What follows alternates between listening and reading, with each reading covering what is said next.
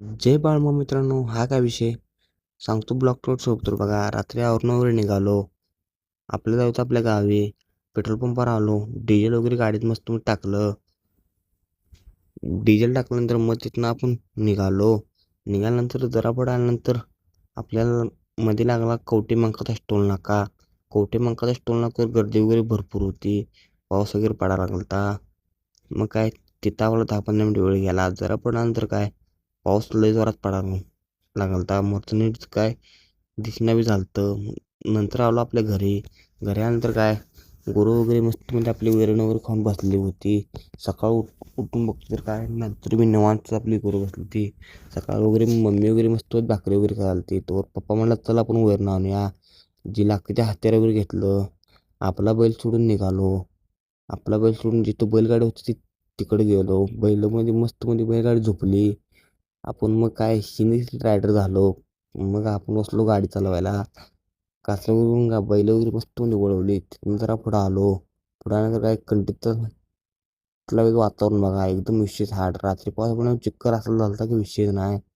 चिखल लय जोरात झालता. तरी पण आम्ही गाडी चिखलात घातली होती. चिखलात घातल्यानंतर काय मग आपला ऊस बघा कसा हुमणून जळाला आहे. कोणाकडे औषध असेल तर तुम्ही कमेंट करून सांगू शकताय. आणि आपली होंडी पण बघा पूर्ण करपून गेलेली आहे. तुम्ही म्हटलं पाण्यामुळे नाही, पाण्यामुळे गेली तर हुमणून गेलेली आहे ही आमच्याकडे गुगल काय म्हणते, तुमच्याकडे काय म्हणतात कमेंट करून सांगा. बैलगाडीला आपल्या चिखल भरपूर लागतात. तरी पण गाडी भरून निघालो. तिथनं आलो घरी.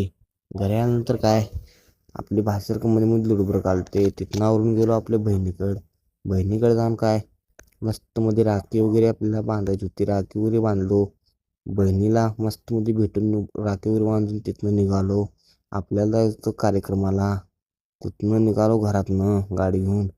तिथं गेलो कार्यक्रमात मस्त मध्ये बसलो. त्यांना भेटलो वगैरे फोटो वगैरे काढलो. तिथनं निघालो.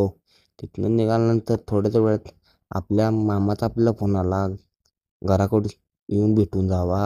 मग काय तिथनं गेलो आपल्या मामाकडं. आपल्या मामानं अजून एक ट्रॅक्टर घेतला आहे नवीन. त्यामुळे काय विषय नाही.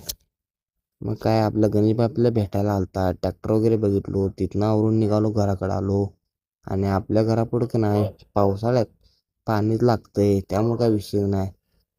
मग तिथनं घरी आपल्याला जायचं परत सांगलीला. मग काय घरातल्यानं भेटलो वगैरे मस्त मध्ये निघाल्यानंतर काय पुढे येऊन आणि आपल्याला भेटले सगळेजण. तरी जरा पुढं आलो तो झालं साप मस्त मध्ये सापाचं आगमन. साप वगैरे बघितलो. जरा व्हिडिओ वगैरे सापाचं काढलो. कुठल्या जातचं होता काय माहिती नव्हता. आपलं डागेज